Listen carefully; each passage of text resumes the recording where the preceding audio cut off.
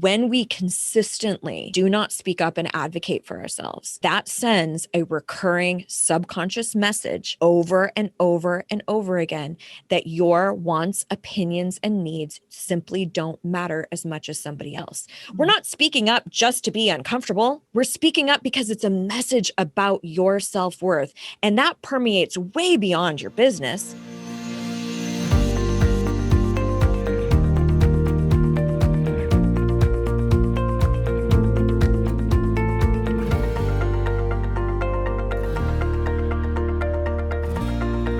Authentic Influencers, I am so excited to have Amy Smith here with us today. And we are going to be diving into kind of something that is a hush-hush topic in network marketing. And it's things that we all internally struggle with, but no one really talks about how do we actually do this. So Amy is an expert in really coming up with the language of what to say. So all of you introverts out there that you're like, I just don't know what to say. That was totally my problem of like, hey, I know I need to stand in my power. I know my worth, all of those things, but I don't really know how to do that. Amy is going to help us and give us some words and languaging of what to say. And I'm so excited about this. So welcome, Amy. Thank you for having me. I have to also say I self-identify as an outgoing introvert, so I can completely understand that. One of the big problems that I see in network marketing is that people they join a network marketing company, they have an upline who believes in them. And you just want to be that people pleaser to your upline and you want to do what they say and you want to, they believe in you so much, you want to say, yes, you were right about me. And sometimes then the things that they start teaching you to do, you're like, I know I'm supposed to push myself out of my comfort zone, but messaging 200 people a day, I just can't do that. So how do you start going about having these kind of conversations and what do you do to start standing in your power? Well, I think there's a couple of things to just preface this conversation with. The first is really recognizing people pleasing is the direct antithesis of authenticity, completely in opposition to one another. I would be willing to guess that a majority of people who are listening would say that they have a core value around authenticity, integrity, honesty. Well, if you're twisting and contorting your own behavior in order to make other people happy or please them, that's being a liar, all right? That's the opposite. Right. So I just want to kind of throw that out there because I do think oftentimes we will chronically put other people in front of ourselves, and it really is poison disguised as nobility. We think that it's noble. We think that it's honorable, but what we're really doing is lying. The other thing that I think is important underlining is really what we're talking about when we're talking about people pleasing. What does that actually mean? Because I think there are a lot of people out there who don't necessarily identify with that phrase. But then if I were to say, are you highly invested in the opinions of other people? Right. Like your sponsor, like your upline, they'd be like, because we get this personification of people pleasers being like meek and humble and quiet, and that's not necessarily the case. So I think where to start is to look at this idea of what's this definition. People pleasing is essentially when you choose to make somebody else's wants, opinions, and needs more important than your own at a cost to self, at a cost to your own happiness, fulfillment, core value system, authenticity. And I think that's one of the things that you focus on so greatly, which is beautiful. Sometimes you need to buck the system a little bit and go rogue, so to speak, in order to actually be authentic. So that's the first thing that I would start looking at. And usually our entry point is how we feel about things. It's our intuition. And most of us are taught not to listen to that. And we kind of grow up in a society that tells us to be logical, to think things through. If this person's my authority, they must know better than I. And then we do what I call the cognitive override, where we override our gut instinct. Because I'd be willing to bet that people listening are like, yeah, I had this call with my group and we were told to make those 200 calls. And I immediately had a pit of the stomach feeling. Mm-hmm. Like, yikes. And I know that's your story too. Like online was the method for you. And sometimes the method that is being presented to you doesn't resonate with your spirit.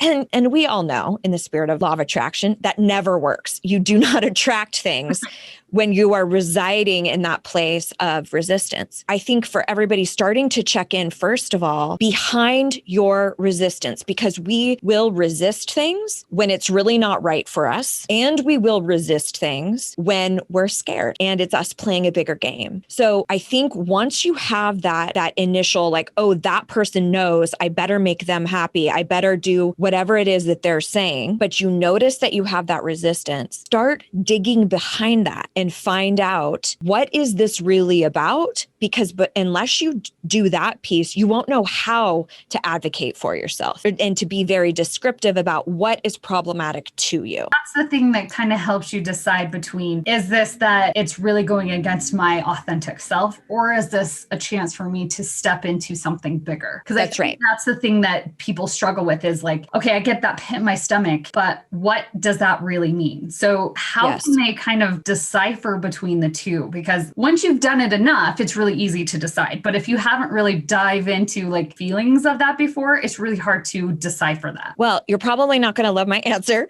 because it's a different answer in each scenario. And that's why it's so difficult to get your hands on it. But it is a muscle that you can learn to flex. And if we distill it down to fear and we look at just sort of a basic root emotion of fear, we will experience fear any time we have change, right? Like the brain registers two things, knowns and unknowns, our primitive mind. So if we recognize that I've never been empowered, I've never spoken up to my sponsor, I've always done whatever anybody else told me to do. So speaking up or advocating for yourself is going to register in your brain as something that is wildly unsafe, and it will fight for homeostasis. And I know you've talked about a lot of our fear responses just genuinely trying to keep us safe. Problem with that is when we experience fear, sometimes it really is genuinely you are in danger, like there's a mountain lion, you better not get eaten, right? And then we also experience fear when we're about to play a bigger game in our business, or we're about to launch the website or the new program, or we're going to do our first video. So being, first of all, friends with fear and recognizing that all it is messaging. And we just, in that instance, have to decipher what the message is. So fear in of itself is just telling you something. So it doesn't have to be bad or good. It just is. But it's our job to excavate behind the fear. So to ask yourself, what is this? What is the message that it is giving me? Is this the end result is something I do really want? I do want to launch that website. I do want to do this program, but oh my gosh, that's the most I've ever invested in order to progress myself. Do I want that end result? Yes or no? So that typically will tell you if this is just me in an upper limit situation. And it's okay, go forward. And what you're experiencing is kind of being scared sighted. You're excited and scared. I love that.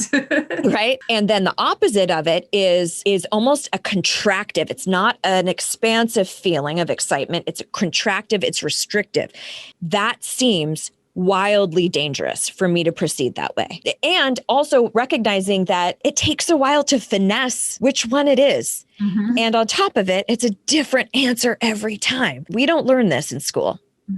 Right. So it takes a while for us to kind of finesse and decipher what is actually happening behind this resistance. Found that like in my own life too, going from like, I was very, very introverted. Like I couldn't even pick up the phone to order pizza because I'd talk to someone I didn't know, like very much in my shell, to now I've spoken on stages with thousands of people and stuff like that. And it's fine, but I like that. Is it an expansive fear or is it a contraction fear? Because that is a very good visual. And I think we can think back to times in our lives where we felt that the contraction and then also that expansion. And this sounds a bit woo-woo, but another way that you can kind of proceed with it is you close your eyes, you hold your hands out in front of you, and you weigh out the various options, right? So let's say we'll use the same example. Your upline says 200 calls a day. And so that's one method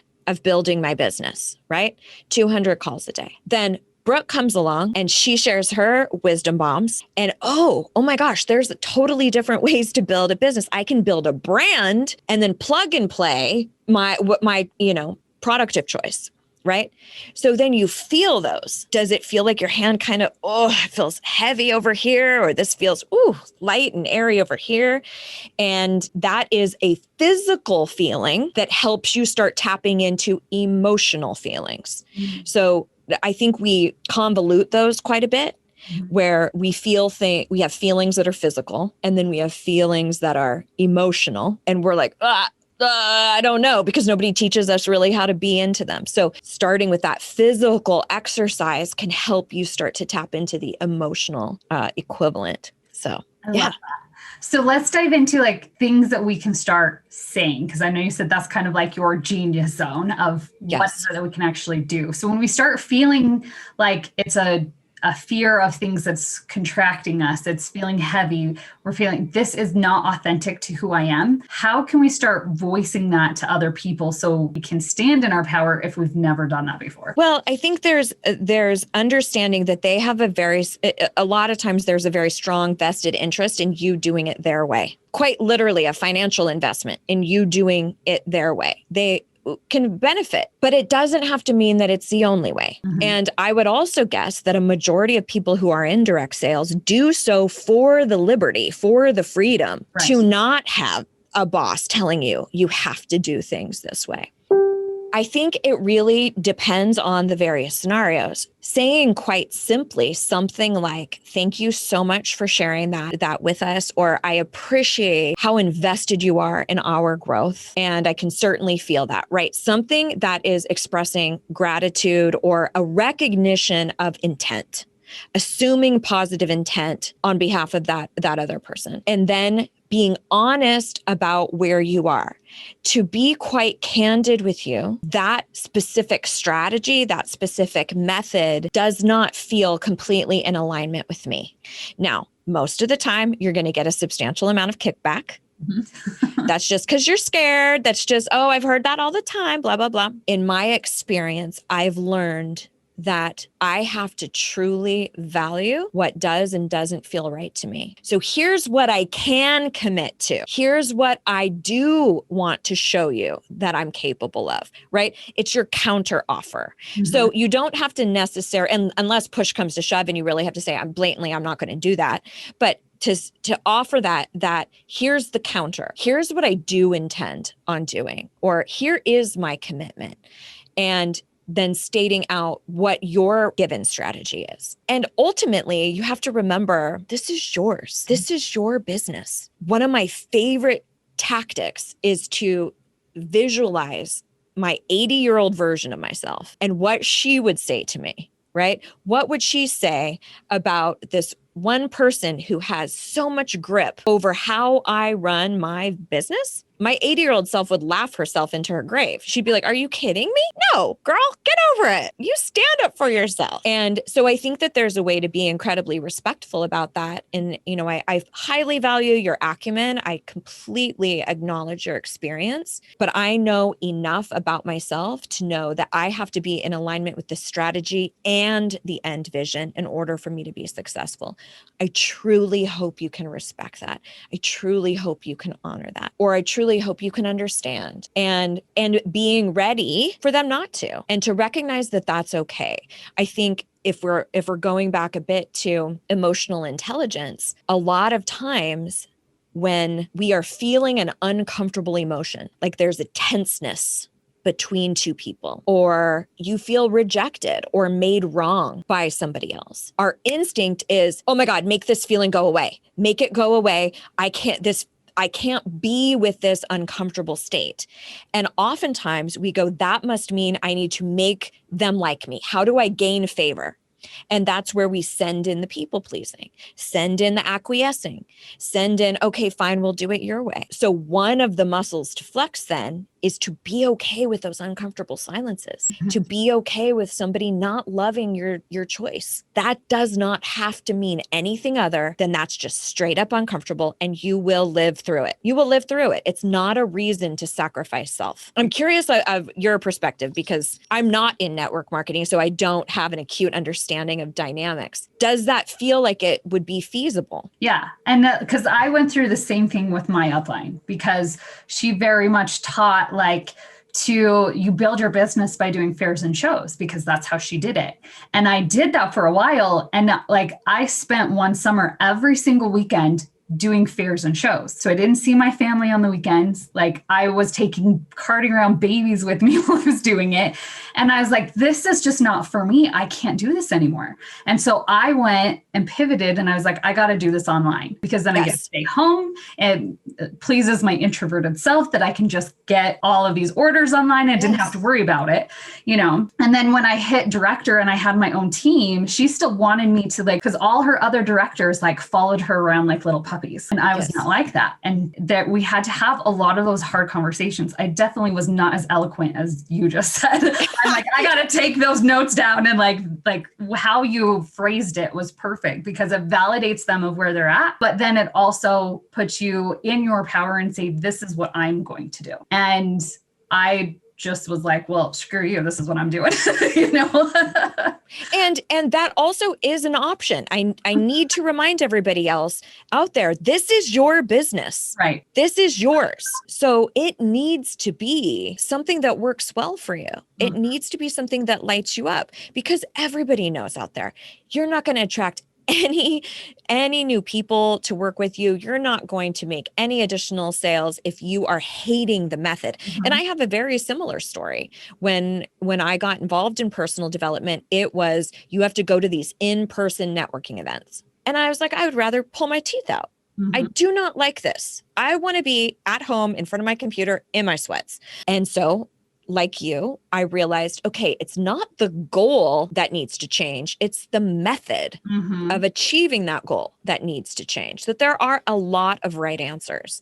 One of the things that I think about all the time as it relates to just self-worth and our own perceived value of ourselves is when we consistently do not speak up and advocate for ourselves. That sends a recurring subconscious message over and over and over again that your wants, opinions, and needs simply don't matter as much as somebody else. We're not speaking up just to be uncomfortable. We're speaking up because it's a message about your self-worth. And that permeates way beyond your business. That's dealing with family dynamics when you're not able to go to holiday at, your in-laws' house, and you need to be able to articulate that.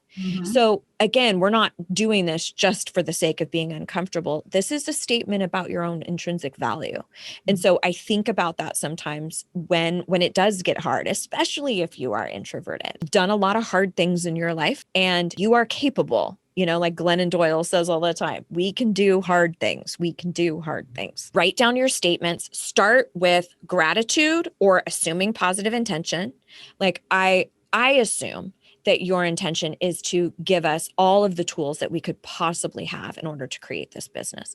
That might be an intro. Gratitude as an intro is, I appreciate so much the time and attention that you give to all of us. Thank you so much for taking my call or for having this one-on-one. It truly means the world to me. Starting off positive intent or gratitude, then an honesty about how something does or doesn't feel correct with you. I'll be truly candid or in all transparency, in all seriousness, or if I'm being completely honest, those are great lead-ins. Here's how I'm feeling, which is a vulnerable. And then your counteroffer. Here's what I am willing to do, or here's what I'm confident will help the bottom line, or that will help increase sales, or will help with enrollments. And I'd really like to give this a go. And then ending with, I truly hope you can support that, or I really hope you can understand my perspective. So sort of a formula, and insert your given phrases. I love that so much. Like, I'm going to write that out, because that's what helped me be able to get past all of these things of like being able to talk to people and to pick up the phone and make the phone calls and do all those things,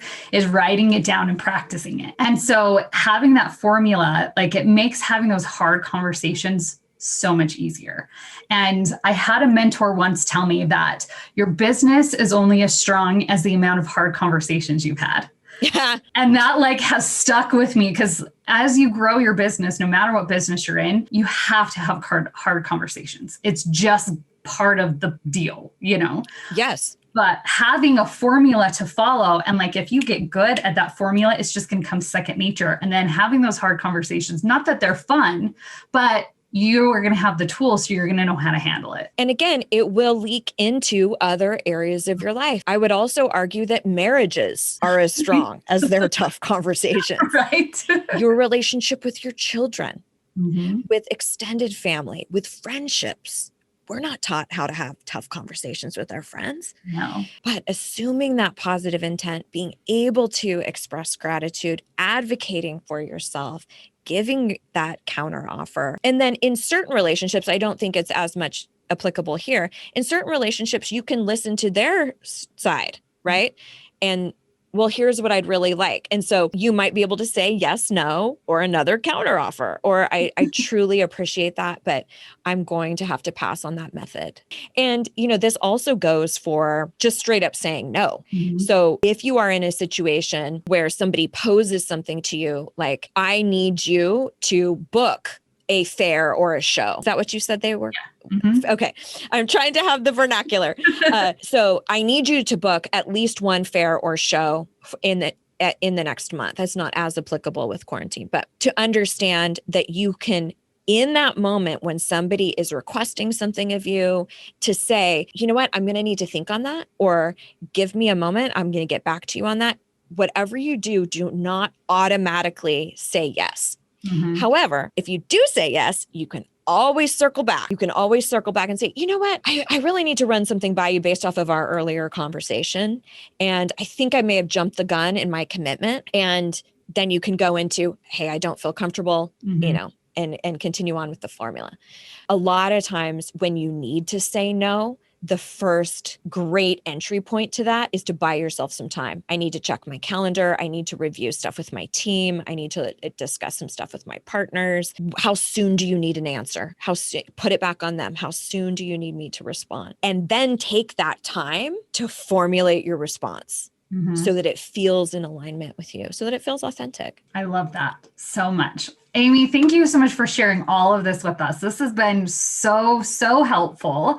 If people want to know more information about you, where is the best place for them to find you? So my little corner of the internet is over at thejoyjunkie.com, and junkie is spelled Junkie.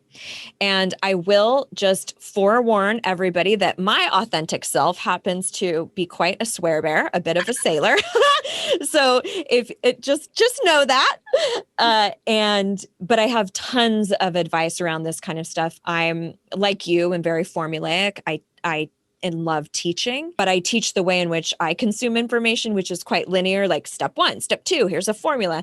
So, and talk about tons of stuff surrounding this. So I would be honored for you to come check it out. And I have lots of freebies that you can kind of get to know me with. Thank you so much for spending some time with me today. This has been super helpful. Oh, good. I had a blast. Thank you for having me.